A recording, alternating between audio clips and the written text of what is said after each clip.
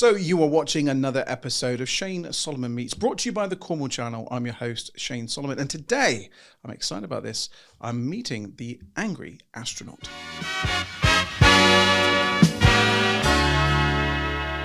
So that's not your real name, but what a cracking name for a YouTube channel. I'm joined by Jordan Wright. Welcome, first of all, to the studio, and of course, the United Kingdom. Thank you very much. Appreciate that.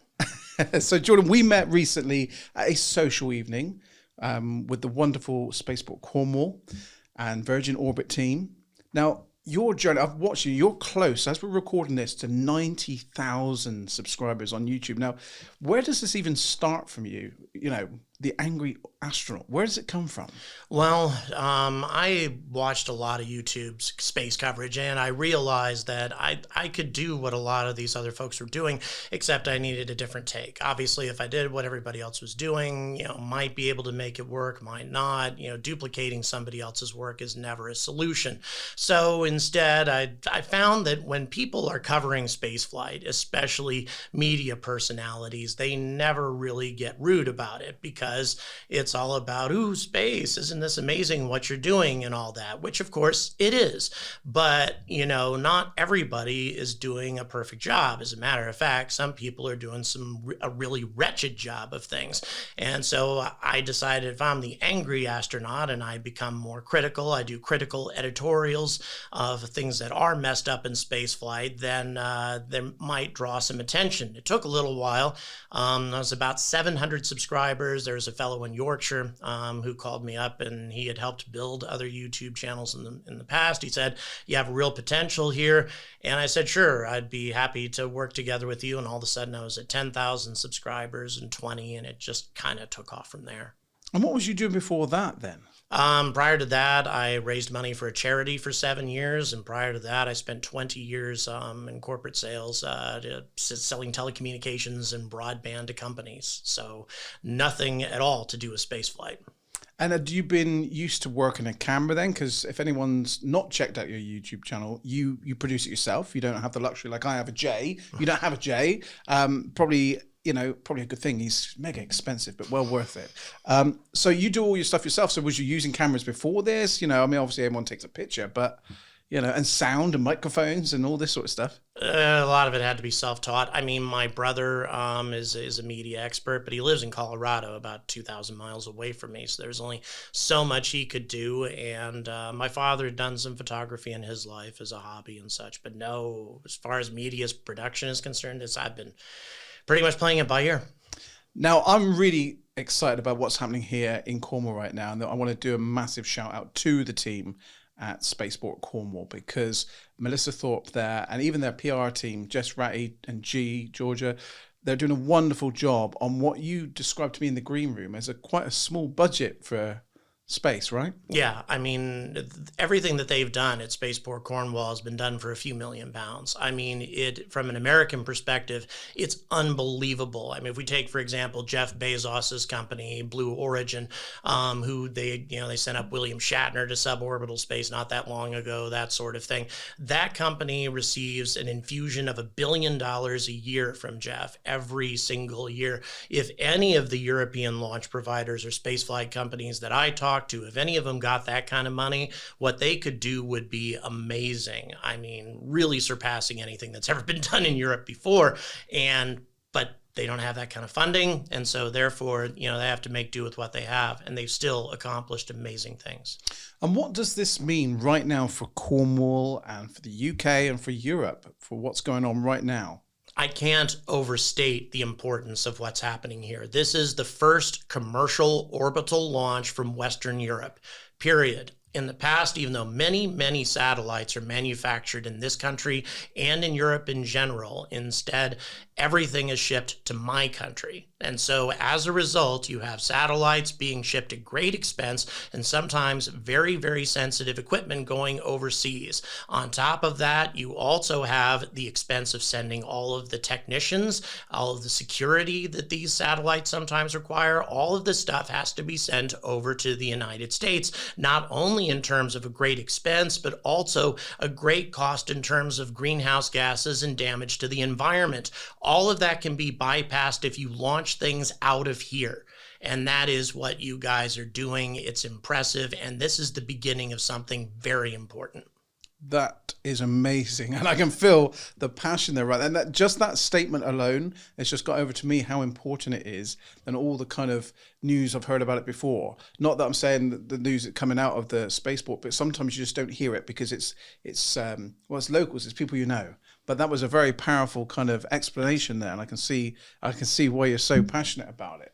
So, how long are you here for? I mean, it's great to have your company. So, how long are you in Cornwall for? I've almost been in the UK for 2 months at this point. There's a lot happening spaceflight-wise here, in addition to what's happening in Cornwall. We have Saxiford and Shetland, and they are building what I foresee is going to be the second busiest spaceport on the planet next to Cape Canaveral. They have 3 launch pads now that they'll have done within the next 60 days or so, 5 launch pads soon, 7 launch providers, and a cadence of 30 rockets per year. 30 launches every 10 days. You'll be launching a rocket out of Shetland. It will be completely transformative to the whole spaceflight environment here in Britain. So I've been here for nearly 2 months, and I was planning on going home soon, but I talked to my viewers.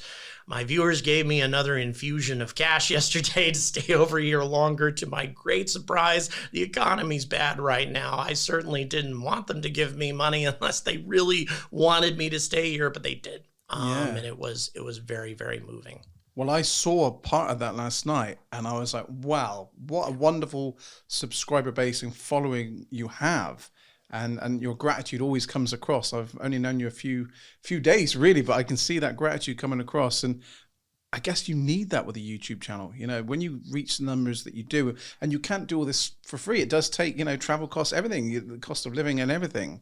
But the gratitude to the subscriber must be huge from you. Well, right now it's especially important because with the economy the way it is, YouTube revenues are down by 30%. So there's, I mean, really, I would much prefer to take Google's money than theirs. Yes. But, Google's really left me with no choice right now because of the state of things. But really, what I'm looking for more than anything else right now is just subscribers. Then those cost nothing. Sure. Because the more people who watch my channel, the less outside support I need, because then I just get the money from Google. That's right, from the kind of advertising revenue that gets fed to us before. And I was watching your stuff that, you just can't even skip it. So that's great. The thing is, as a viewer now, you're getting this content for free. So you have to put up with a few ads. So what, And sometimes the ads are quite bespoke to you as a viewer. So I think it's a great thing.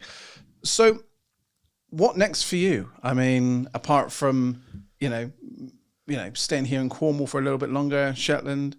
Yeah. Well, probably not back to Shetland for a while, although if ABL, an American launch provider, if they do indeed launch when they're planning to, they'll be launching the first quarter of next year. So I may very well be returning to Shetland sometime soon for that. But right now it's focusing pretty much exclusively on what's happening here to try to get more interviews with more Virgin Orbit people. Haven't had as many of those. I've interviewed lots of people who are providing the satellites. And if I may also emphasize the importance of the cargo that's being carried on this rocket. Please. This isn't just some demonstration launch or something like that. They're carrying a couple of British military satellites. They're carrying the first Dutch military satellite in the history of that country. But on top of that, they also have a Maritime Reconnaissance satellite. This keeps an eye on any maritime traffic that's like traveling without transponders, traveling with inappropriate communication. In other words, people who are almost certainly up to no good. Correct. They can do it anywhere in the world, and they can notify the local authorities within 15 minutes. What this means is that piracy, which is a real problem off the coasts of Malaysia and Somalia, things like that, it really helps to control that. Illegal fishing in communities that just cannot afford it. You have big commercial organizations coming into their fishing grounds, stealing their fish from them, that sort of thing. I mean, it means a lot. And then finally, SpaceForge. This is one of the things I'm the most excited about, manufacturing things in space in microgravity on reusable satellites instead of on a space station. Much less expensive, much more efficient if the satellites are completely reusable, which they are, and you can produce all sorts of amazing things, new types of alloys and other things for our technology and our civilization, but most excitedly, 3D printed organs. So let's say, for example, you you just want a heart for the future, or kidneys or something. If you have a history of kidney problems in your family, they could manufacture those for you in microgravity up in orbit and then keep them on ice for you for the future. We could eliminate the need for organ banks in the world with this kind of technology. Are you for real? I am for real. And they're trying to do it here, but unfortunately, when you try to do that in gravity and in a normal atmosphere, it just ends up in a puddle at the bottom of the petri dish. But in microgravity, you can manipulate the biological material and print it out much, much more efficiently. So yeah, I mean, it's here. That technology is definitely here, and the potential to do that sort of thing can certainly doable within the next decade or so. That blows my mind, what you've just said. Crazy, isn't it? Yeah. I mean, my mind is always open to possibility, but that is just something else from a film. Yeah. Sorry, what was you going to say? It seems like sci-fi. Yeah, it does. But it isn't. One thing that surprised me, and I did watch one of the videos about the kind of, the satellite that's going to be able to monitor maritime, piracy and all the rest of it. And I was surprised actually how small these satellites are in terms. I don't know how big I was expecting them to be, but they're quite small, these satellites, really, I think. Yeah, and that's a recent breakthrough. They're called small sats, CubeSats, microsats, etc. CubeSats, of course, are the smallest. They're measured in what are called U's, 3U satellite, 6U, etc. All of them are maybe the size of a shoebox. It might be a little bit bigger than that. But what they can accomplish, the optics that you can put on those satellites today compared to what it used to be 20, 30 years ago, I mean, it's just orders of magnitude better. And so what they can accomplish with just a little bitty payload. And that's why a rocket that only carries 300 or 500 kilograms worth of payload, like the one that's flying out of Cornwall, can accomplish so much. Now, let's talk about space in general. Are we the only ones in space, humans and things like that? People, what's your thoughts on that? I mean, do you ever touch on this or not? I do. There's no question that we're not alone, but do I believe that we're being visited by UFOs, that sort of thing? No, I don't think there's any tangible visual evidence that we can study in detail that indicates that. Who knows? Maybe it's happened, and there seems to be more and more evidence from the military side of things saying that perhaps, but once again, they're not releasing any of that stuff for NASA to examine. So without tangible visual evidence that we can really look at closely, you can't say. So, no, for sure. Right now, that's not something I deal with. I do, however, deal with other things that we do have more visual evidence on, but I'd be getting into a pretty deep conversation. Sure, exactly. We'll save that for another time, John. We'll save that another time.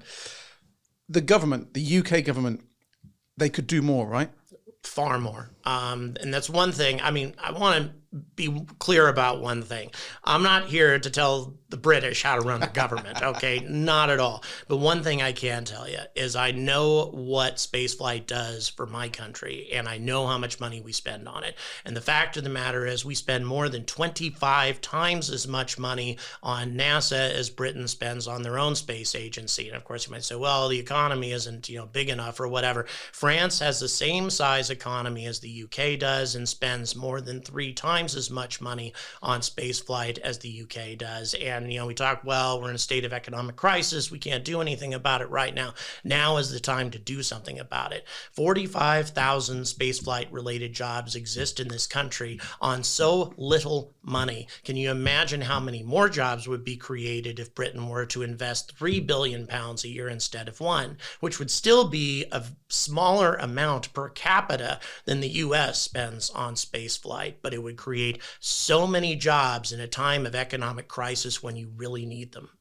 And I was going to touch on that. The kind of career opportunities within space is probably now better than it's ever been, right? Yeah, absolutely. And every type of job, it doesn't necessarily need to be, engineering or astronauts or any of that sort of thing. I mean, any spaceflight organization also needs administrators, accountants, anything you can think of, they're going to need that kind of job. So, and Cornwall, they're going to be bringing more of that in there. When this mission is a success, then yeah, it's going to open up new doors. And that's what makes this mission so important and why why it needs to succeed. You know, in America, we have failures sometimes, and everybody does, and we just write it off, move on.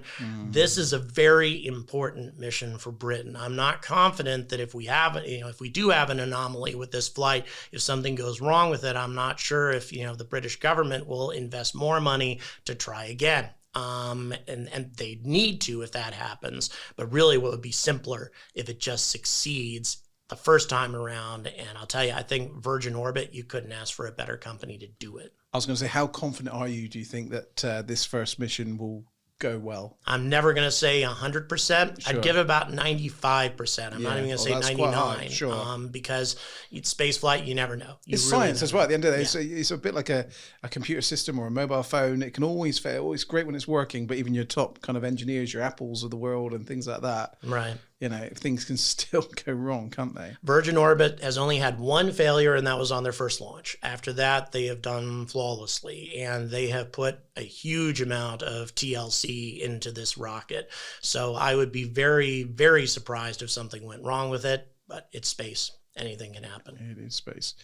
Now, is there anything that you'd like to mention that I've not prompted you about in our kind of chat today? Is there anything you really want to get out there that we've not talked about? I just want to again emphasize to everyone in Cornwall and anyone who watches this channel just how important this is. There's a lot of naysayers who talk negatively about spaceflight, about the greenhouse gases it creates, et cetera, et cetera. It causes less damage to the planet to launch things from here than it does to launch things from the United States, to launch European cargoes from the United States. And there are many, many other reasons from an environmental standpoint that space represents something better for the future of the planet green-wise than the other way around. It would take me too long to go into it, but all of that is, really important. So it's not just about jobs and economy. It's also about what's good for the planet. I'd be happy to talk to anybody about that. But if you want to watch what's happening here in Cornwall, especially in regards to this launch, I'm covering this very, very thoroughly. It's currently the most watched content about the subject on YouTube right now. Please tune in to The Angry Astronaut on YouTube and please subscribe. Absolutely. That was what I was going to come back and say. It's almost like you read my mind. And it's exactly that. The content, in fact, I was showing Mike, one of our producers here this morning, your channel, and he's like, crikey, he really uploads a lot of content. There's so much content there. He was scrolling and scrolling and scrolling. So you are the Angry Astronaut. You're a wonderful man. Thank you. I'm so glad our paths crossed. I'm so glad that you came here today so we can have this chat. But make sure you subscribe to the Angry Astronaut on YouTube. I'll make sure there's a link somewhere around this video, and we'll probably put it on the video as well. I was meant to say that I just want to show actually just a couple of shots of Cosmic Girl arriving into Newquay, Cornwall Airport last week, in fact. But just describe that feeling as that aircraft touched down on the runway. Absolutely. I would very much like to explain just how that felt as it happened. I mean, it is, again, once again, the first commercial launch from Western Europe. And once again, a big moment for Virgin Orbit too. They sell their services as in we can launch from anywhere. If you have an airport with just some basic logistical facilities in place, then we can launch your satellites from your country. You don't have to bring them all the way over, which means, obviously this mission needs to succeed. It is the most important mission they have ever undertaken. And all those thoughts are going through my head. And at the same time, SpacePort Cornwall had granted me the opportunity to film from the top of a double-decker bus over the fence. I mean, the most perfect spot I could have ever gotten. And I'm up there with Channel 4 and BBC and ITV and me. I mean, I don't even understand how that happened. All I know is that I'm very grateful for it. Well, I reckon the BBC, Channel 4 and everyone else up there was lucky that they were there because you were there. My thanks, as always, to Jay, who's been producing for us today. And my thanks especially to Jess Ratty and the team at Halo PR for making this content actually happen. Our mutual connection there put this together. So for myself and the Angry Astronaut, thank you very much for your time. And make sure you subscribe to this man. We'll see you soon. Do you want to say goodbye? Bye-bye. Bye-bye now. Stay angry about space.